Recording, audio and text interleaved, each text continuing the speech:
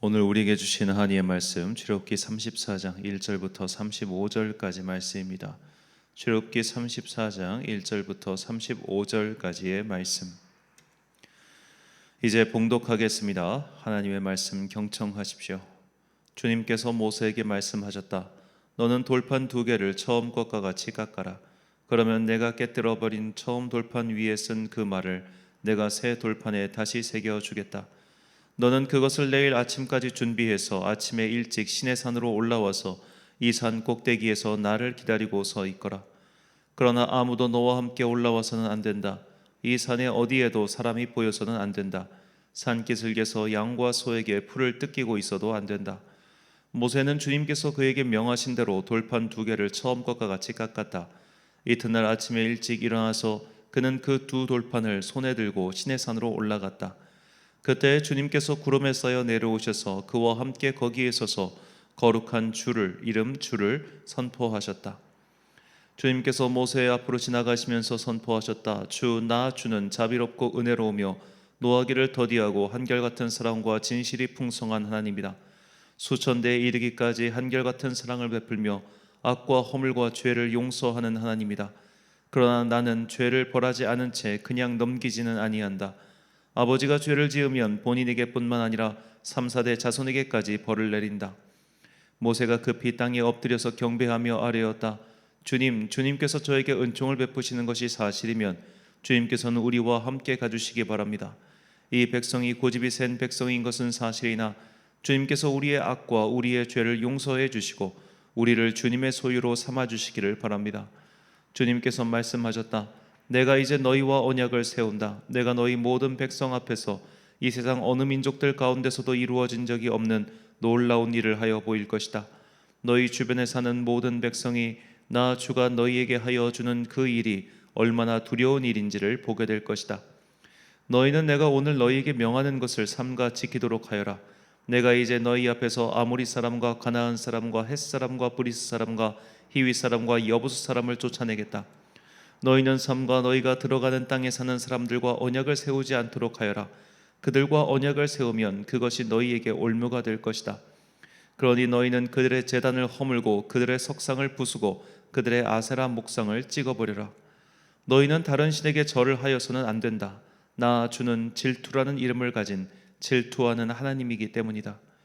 너희는 그 땅에 사는 사람들과 언약을 세우지 말아라. 언약이라도 세웠다가 그들이 자기들의 신들을 음란하게 따르며 그 신들에게 제사를 드리면서 너희를 초대하면 너희가 그 초대를 거절하지 못하고 그리로 가서 그 제물을 먹지 않겠느냐. 또 너희가 너희 아들들을 그들의 딸들과 결혼시키면 그들의 딸들은 저희 신들을 음란하게 따르면서 너희의 아들들을 꾀어 자기들처럼 음란하게 그 신들을 따르게 만들 것이다. 너희는 신상을 부어 만들지 못한다. 너희는 무교절을 지켜야 한다. 내가 너희에게 명한 대로 아비벌에 정해진 때에 이레 동안 누룩을 넣지 않은 빵을 먹어라. 이것은 너희가 아비벌에 이집트에서 나왔기 때문이다. 태를 처음 열고 나온 것은 모두 나의 것이다. 너희 집짐승 가운데 처음 난 수컷은 소의 맛배이든지 양의 맛배이든지 모두 나의 것이다. 나귀의 맛배는 어린 양을 대신 바쳐서 대속하게 해야 한다. 그렇게 대속하지 않으려거든 그 목을 부러뜨려야 한다. 너희 아들들 가운데 맏아들도 모두 대속해야 한다. 그리고 아무도 내 앞에 빈손으로 나와서는 안 된다. 너희는 엿새 동안 일을 하고 이렛날에는 쉬어야 한다. 밭갈이 하는 철이나 거두어 들이는 철에도 쉬어야 한다. 너희는 밀을 처음 거두어 들일 때에는 칠칠절을 지키고 한 해가 끝날 때에는 수장절을 지켜야 한다. 너희 가운데 남자들은 모두 한 해에 3번 이스라엘의 하나님 나 주 앞에 나와야 한다. 내가 문민족을 너희 앞에서 쫓아내고 너희의 영토를 넓혀주겠다. 너희가 한 해에 3번 주 너희의 하나님을 뵈려고 올라올 때에 아무도 너희의 땅을 점령하려 하지 않을 것이다. 너희는 나에게 바치는 희생제물의 피를 누룩 넣은 빵과 함께 바치지 말아라. 유월절 제물은 이튿날 아침까지 남겨두어서는 안 된다. 너희는 너희의 땅에서 난 첫 열매 가운데서 제일 좋은 것을 주 너희의 하나님의 집으로 가져오너라. 너희는 새끼 염소를 그 어미의 젖으로 삶아서는 안 된다. 주님께서 모세에게 말씀하셨다. 너는 이 말을 기록하여라. 내가 이 말을 기초로 해서 너와 이스라엘과 언약을 세웠기 때문이다. 모세는 거기서 주님과 함께 밤낮 40일을 지내면서 빵도 먹지 않고 물도 마시지 않고 언약의 말씀 곧 십계명을 판에 기록하였다. 모세가 두 증거판을 손에 들고 시내산에서 내려왔다. 그가 산에서 내려올 때에 그의 얼굴에서는 빛이 났다.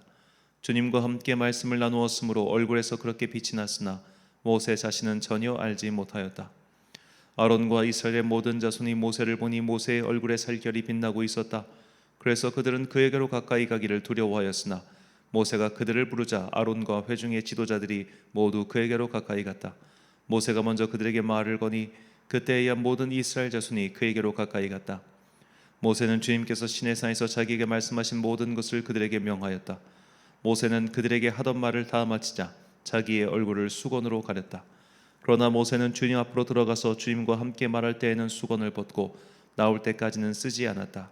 나와서 주님께서 명하신 것을 이스라엘 자손에게 전할 때에는 이스라엘 자손이 자기의 얼굴에서 빛이 나는 것을 보게 되므로 모세는 주님과 함께 이야기하러 들어갈 때까지는 다시 자기의 얼굴을 수건으로 가렸다.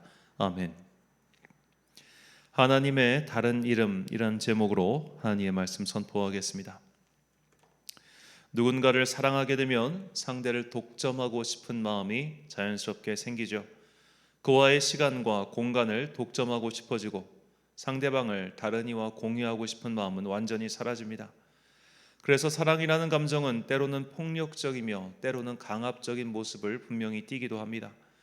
그래서 누군가는 상대의 사랑을 집착이라고 느끼기도 하고 억압이라고도 느끼긴 하지만 사랑에는 분명히 그런 면이 있습니다.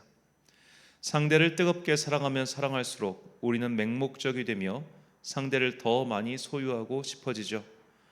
이런 열정이 성숙의 시간을 거치면 상대를 배려하고 아껴주되 그의 숨 쉴 수 있는 자리를 만들어주고 또 그에게 자유를 허락하게 되는 것입니다. 그렇다고 해서 이 상대를 강하게 끌어안고 상대를 내 품 안에 가둬두고 싶은 마음을 미숙하다라고 할 수는 없습니다. 그것은 사랑의 한 부분입니다. 열정이지요. 상대를 사랑한다고 하면서 상대에 대한 열정이 없다면 그것은 반쪽짜리 사랑일 겁니다. 성경은 하나님의 속성 중 하나를 사랑이라고 설명합니다. 요한일서 4장 7절과 8절 말씀입니다. 사랑하는 자들아 우리가 서로 사랑하자. 사랑은 하나님께 속한 것이니 사랑하는 자마다 하나님으로부터 나서 하나님을 알고 사랑하지 아니하는 자는 하나님을 알지 못하나니 이는 하나님은 사랑이심이라. 아멘. 하나님께서 이런 사랑의 속성을 갖고 계시다면 하나님께서는 상대를 뜨겁게 사랑하고 그 상대를 독점하고 싶은 마음이 있으실 겁니다. 오늘 본문은 이 하나님의 독점욕, 상대를 완전히 소유하고 싶은 그 마음의 바로 하나님의 이름이다 라고 전해주고 있습니다. 본문 14절 말씀. 너는 다른 신에게 전하지 말라. 여호와는 질투라 이름하는 질투의 하나님이니라. 아멘. 자, 성경은 아예 하나님의 이름을 질투라고 소개합니다. 하나님은 사랑이시다라는 표현보다 훨씬 직설적이죠. 질투라는 감정은 사랑이 없으면 생기지 않습니다. 상대를 열정적으로 사랑하고 그를 독점하고 싶기에 상대가 다른 것에 눈을 돌리거나 관심을 갖는 것을 용납하지 못하죠. 이것이 질투입니다. 그러니까 이 질투를 질시와는 조금 다르게 봐야 합니다. 질시는 나보다 잘 나가는 사람에 대한 그런 질투의 마음이라면 여기 성경이 말하는 이 질투는 상대방을 사랑하기에 생기는 자연스러운 감정이라고 볼 수 있겠습니다. 그런데 이제 우리가 보통 이 질투라는 표현을 나쁜 의미로 많이 사용하기 때문에 이 단어의 번역이 마냥 좋지는 않습니다. 하지만 이 질투라고 번역하는 히브리어는 칸나인데 이 단어에는 질투하다라는 뜻도 있지만 열정적이다라는 의미 또한 있습니다. 자, 하나님께서는 차갑고 이성적이고 계산적인 사랑을 하시는 분이 아니십니다. 그분은 뜨겁게 사랑하시는 분이십니다. 그래서 이스라엘의 배신 때문에 화도 내시고 가슴도 아파하셨습니다. 확 다 멸망시켜 버릴 거야 라고 화도 내셨다가 내가 너희를 어떻게 버리겠느냐 라면서 절절하게 가슴을 치는 분이시기도 합니다. 호세아 11장 8절 말씀입니다. 에브라임이여 내가 어찌 너를 놓겠느냐. 이스라엘이여 내가 어찌 너를 버리겠느냐. 내가 어찌 너를 아드마같이 놓겠느냐. 어찌 너를 스보임같이 두겠느냐. 내 마음이 내 속에서 돌이키어 나의 긍휼이 온전히 불붙는 듯 하도다. 아멘. 호세아 선지자는 이 하나님의 명에 따라 음란한 여인과 결혼했죠. 그녀는 호세아를 버리고 다른 남자와 살았지만 호세아는 하나님의 명에 따라 다시 그녀를 찾아가 그녀를 데리고 와서 함께 삽니다. 아무리 너희가 나를 배신해도 내 속을 까맣게 태워도 나는 너를 너무나 사랑하기에 너의 과거 따위는 다 상관없다라고 말씀하시는 것이죠. 정말 우리가 드라마에서나 보는 그런 뜨거운 사랑을 하나님께서 하고 계시는 겁니다. 그리고 그 사랑의 방향은 바로 우리를 향해 있습니다. 질투의 하나님, 하지만 열정의 하나님, 그 하나님은 그렇기 때문에 인자와 진실이 풍성하신 하나님이십니다. 본문 6절 말씀입니다. 여호와께서 그의 앞으로 지나시며 선포하시되 여호와라 여호와라 자비롭고 은혜롭고 노하기를 더디하고 인자와 진실이 많은 하나님이라. 아멘. 자, 우리는 사랑하는 상대에게, 진심으로 사랑하는 상대에게 자비로워지지요. 화를 끝까지 참고 또 참게 되는 겁니다. 최대한 양보하고 포기하고 그를 진실하게 대하게 됩니다. 즉 하나님의 인자하심과 하나님의 열정은 그 뿌리가 같다는 뜻입니다. 이것은 모두 사랑의 다른 면면이지요. 그래서 신약의 저자들은 하나님의 특성을 사랑이라고 압축시킨 겁니다. 하나님의 사랑의 절대적 구현이 예수 그리스도의 성육신과 십자가 대속 사건이죠. 하나님 자신이 인간의 모습을 입고 오셔서 우리를 대신하여 희생 제물이 되신 것입니다.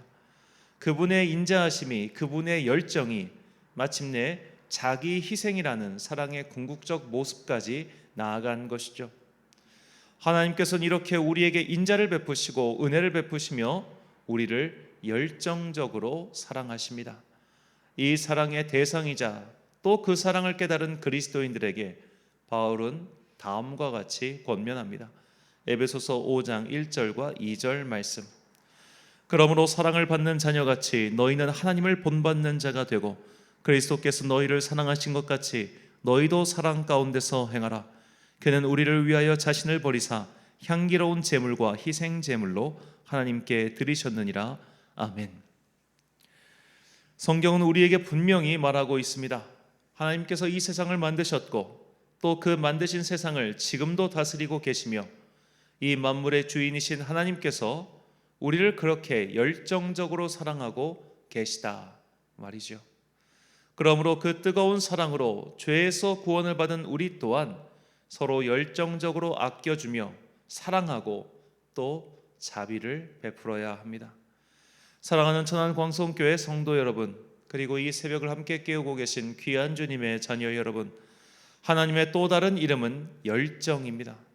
하나님께서는 우리를 열정적으로 사랑하고 계십니다. 그러기에 우리의 죄를 용서하셨고 또 용서하시기 위해 독생자 예수 그리스도를 십자가의 희생제물로 내어주셨습니다.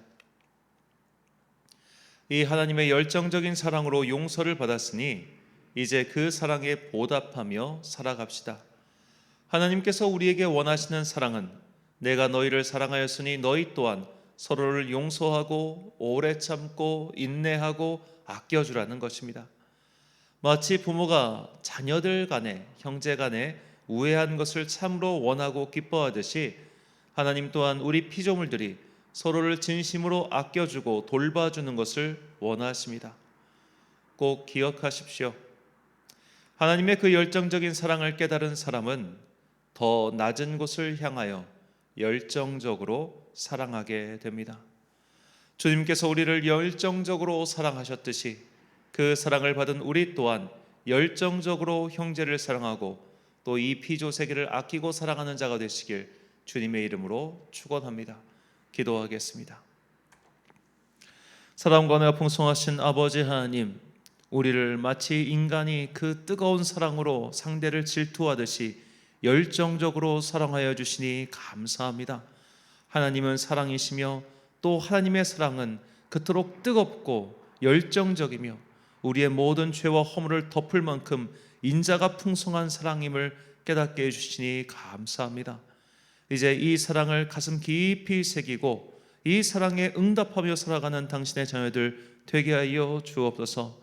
만물의 창조주이시며 이 만물을 다스리고 계신 하나님께서 인간의 이 낮은 곳까지 내려오셔서 우리의 죄를 대신하여 십자가에 달려 돌아가셨다는 이 진리를 정말로 내 영혼으로 깨닫게 하여 주시옵시고, 그 깨달음을 가지고 이 땅을 살아가는 동안 더 자비롭고 더 용서하고 더 포용하며 더 이해하고 더 받아주는 그런 그리스도의 사람 되게 하여 주옵소서.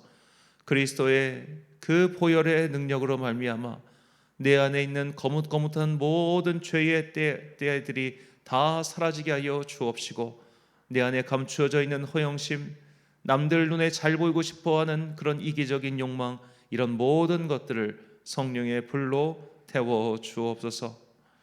오늘 하루도 주님의 자녀들이 이 땅을 살아가는 동안 때로는 힘겹고 지치고 또 삶의 소명을 포기하고 싶을 때도 있을 터인데, 그때마다 주님께서 그들에게 새 힘을 부어주사 각자에게 주어져 있는 삶의 길을 끝까지 걸어갈 수 있는 지혜와 힘과 능력을 더하여 주시옵소서. 특별히 오늘도 우리 성도들이 이 땅의 낮은 곳으로 내려가 어려워하는 사람들, 괴로워하는 사람들, 외로워하는 사람들의 친구가 되어주길 간절히 소망합니다. 각자가 가지고 있는 그런 허영심들 다 내려놓고 조금 더 낮은 곳에 그 마음을 다하는 그리스도의 신실한 자녀들 되게 하여 주옵소서. 오늘도 참 좋으신 우리 주님의 은총과 평강이 모든 성도들의 그 영역 가운데 임하기를 간절히 소망하오며, 이 모든 말씀 우리 구주 예수 그리스도의 이름으로 기도드립니다. 아멘. 오늘의 기도 제목입니다. 하나님의 존재를 바르게 인식할 때 비로소 그분의 사랑을 왜곡 없이 깨달을 수 있습니다. 먼저 하나님을 깊이 묵상하시고 창조주 하나님과 피조물 인간 사이에 그 넘을 수 없는 간격을 넘어서 베풀어 주시는 그 사랑을 체험하게 해달라고 기도하십시오. 오늘 말씀을 통해 주신 기도의 제목 가지고 묵상과 기도에 힘쓴 하루 되시길 바랍니다. 기도하겠습니다.